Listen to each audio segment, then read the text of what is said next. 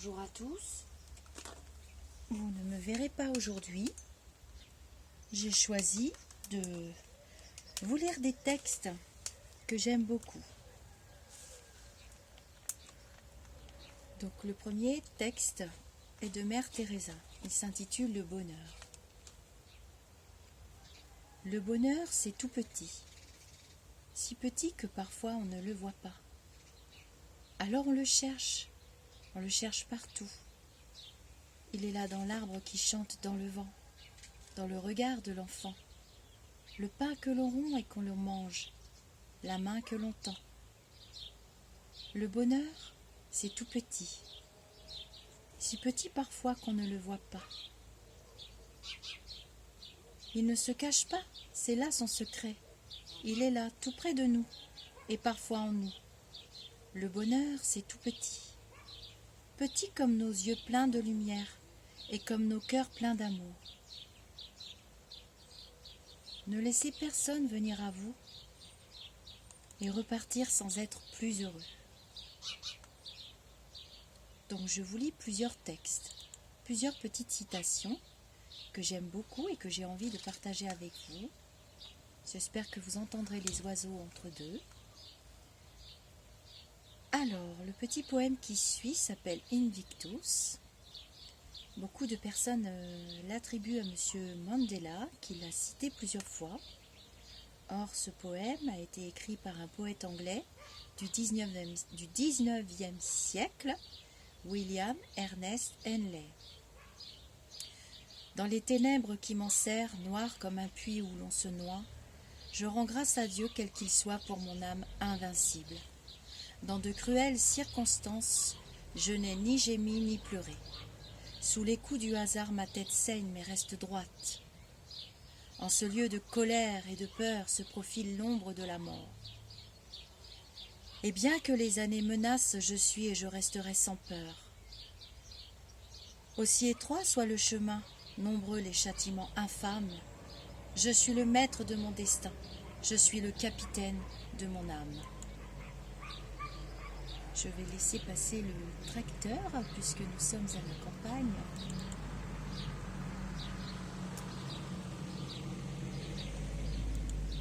Et je vais vous lire un autre texte. Alors on me demande souvent ce que signifie Namasté. Donc Namasté est le signe que l'on se fait quand on rencontre quelqu'un, c'est le signe que l'on se fait en Inde. Et ce signe de reconnaissance, de salut, a à peu près cette signification dans notre culture. Donc Namasté, mon âme salue ton âme. Namasté résume tout ceci, à peu près. Mon âme salue ton âme. En toi je salue cet espace où réside l'univers entier. En toi je salue la lumière, l'amour, la beauté, la paix que ces choses se trouvent aussi en moi. Parce que nous partageons ces attributs, nous sommes reliés, nous sommes semblables, nous ne sommes qu'un. Namasté. J'aime beaucoup ce terme qui est plus respectueux, je trouve, qu'un simple bonjour. Voilà, namasté, c'est un peu, nous sommes égaux. Nous sommes qu'un, nous appartenons à l'univers. Ensuite, je vous lis un texte que j'aime beaucoup aussi, qui a été reçu en canalisation par Katia. Plus tu donnes d'amour, plus tu recevras. C'est la première loi de l'amour. L'égoïste qui reste dans son coin, avec un petit peu déjà accumulé, restera jamais dans son coin malheureux sans amour véritable. Ne pas être découragé si l'amour ne nous est pas rendu immédiatement. C'est la deuxième loi. Or, quand nous donnons, c'est avant tout par amour, pour le plaisir de celui qu'on aime. Attendre en retour serait alors une façon de vouloir profiter, de réclamer. Or, l'amour ne se réclame pas. l'amour s'offre. Voilà des petits textes que j'aime, je partage avec vous. Une autre citation de James Dean. Je ne peux pas changer la direction du vent, mais je peux ajuster mes voiles pour toujours atteindre ma destination. Ce sont des citations que je me récite afin d'augmenter mon taux vibratoire et d'être dans une attitude positive. Et une de mes préférées est de Monsieur Mandela, il y en a beaucoup qui sont au courant d'ailleurs, et qui dit « Je ne perds jamais, soit je gagne, soit j'apprends ». Une autre de Monsieur Mandela que j'aime beaucoup, « Cela semble toujours impossible jusqu'à ce qu'on le fasse ». Une autre citation d'Agatha Christie. « L'amour d'une mère pour son enfant ne connaît ni loi, ni pitié, ni limite. Il pourrait anéantir impitoyablement tout ce qui se trouve en travers de son chemin. » Agatha Christie. Alors je vous mets aussi des textes, un texte ou deux que j'ai reçu en canalisation. Mais là je vais vous lire un extrait du livre de Monsieur Nelson Mandela qui s'intitule « Un long chemin vers la liberté ». Je laisse les oiseaux chanter. Comme je ne bouge pas, ils n'hésitent pas à réinvestir l'arbre, parce que cet arbre, c'est leur arbre. Voilà. Alors, voici le texte. Les décisions les plus difficiles à prendre sont celles qui vous présentent des chemins au bout desquels vous ne serez plus la même personne. Tout au long de votre vie, vous aurez des choix à faire qui vous mèneront sur le chemin de la paix intérieure ou celui de la destruction de vous-même.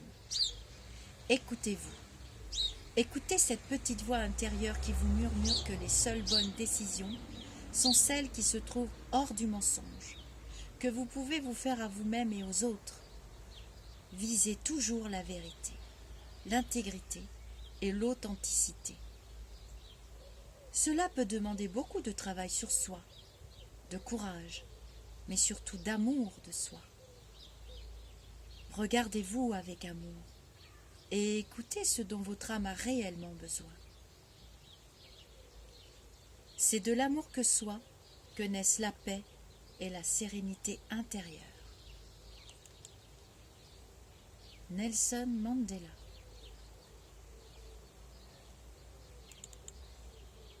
Je vous lis un autre texte, reçu en canalisation aussi, d'une personne qui s'est prénommée Sauf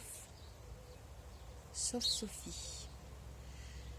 Finalement, les gens ne sont pas aussi remplaçables qu'on le pense. Finalement, les sourires deviennent plus flous. On s'habitue à marcher seul. Oui, on s'habitue. On s'habitue à tout, même à l'absence, qui au début nous pèse puis finalement devient juste comme une ombre familière.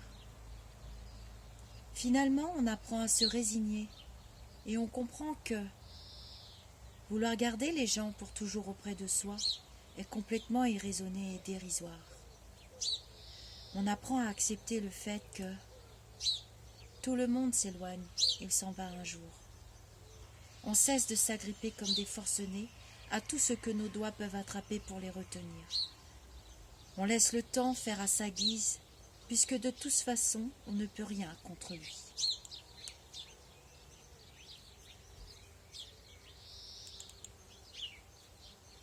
Voilà.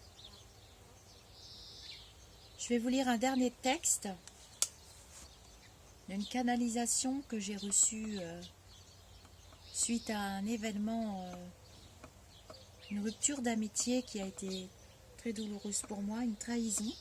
Et j'ai reçu ce texte dans la nuit parce que j'étais vraiment pas bien. J'ai reçu ce texte de la part d'un de mes guides qui s'appelle Luc. Comme vous le savez, j'ai plusieurs guides qui s'ajoutent au fur et à mesure de mon évolution, puis d'autres qui partent. Voici le texte. N'en déplaise, mais mon amitié a effectivement un prix. Elle ne peut être gratuite. Ce prix, c'est la loyauté, la gentillesse, l'échange, le partage, le soutien, l'équité, la justice. Et si tu dois envoyer les flèches de la vérité, alors n'oublie pas de tremper ta langue dans du miel, avant mon ami, afin de ne pas trop me blesser. Prends soin de cette amitié comme je prendrai soin de la tienne. Et n'oublie pas qu'un ami est un autre toi, avec parfois des opinions un peu différentes des tiennes, que tu devras aussi respecter et entendre. Ce sont nos différences qui feront notre totale complicité, et la richesse de cette amitié s'en trouvera grandie. Alors et aussi, si tu ne te sens pas capable d'entretenir, de cultiver avec amour cette amitié, avec ses principes et ses lois, alors tu ne peux et ne pourras rester mon ami, car ce serait vouloir m'obliger à être une autre personne que celle que je suis. Je prendrai alors la décision de me séparer de toi, car j'entrerai de force dans une relation de souffrance, et là où il n'y a pas d'amour, là où il y a de la souffrance, je ne peux ni grandir, ni m'élever, ni m'épanouir. Écriture inspirée en connexion avec mon guide, la nuit du 4 novembre 2019. Namasté.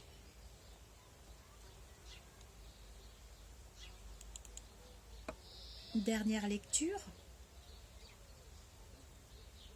Dans le livre Les aventures de l'âme du célèbre journaliste James Van Praagh, il y a un extrait concernant la mort que j'aimerais vous lire. James dit qu'il a lu un roman formidable de Kevin Broscheinmeier qui s'appelle Une brève histoire de mort. Dans ce livre, l'auteur mentionne que de nombreuses tribus africaines croient que les âmes des gens peuvent être divisées en 3 catégories. Voici ces 3 catégories selon les croyances africaines de certaines tribus. Ceux qui sont toujours vivants s'appellent les humains. Ceux qui viennent de mourir s'appellent les Sachas. S-A-S-H-A. Et puis il y a les autres, les morts. On les appelle les Amanis. Alors, une fois morts, les gens deviennent Sachas.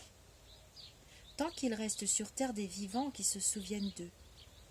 Puis, quand la dernière personne qui se souvienne d'eux meurt à leur tour, ils deviennent des Amanis, vénérés. On ne s'en souvient plus que de nom. Voilà pour ces lectures, aujourd'hui, en plein confinement, du mois d'avril 2020. Je vous dis namasté et prenez de soin de vous, mes amis. Je vous envoie plein de lumière.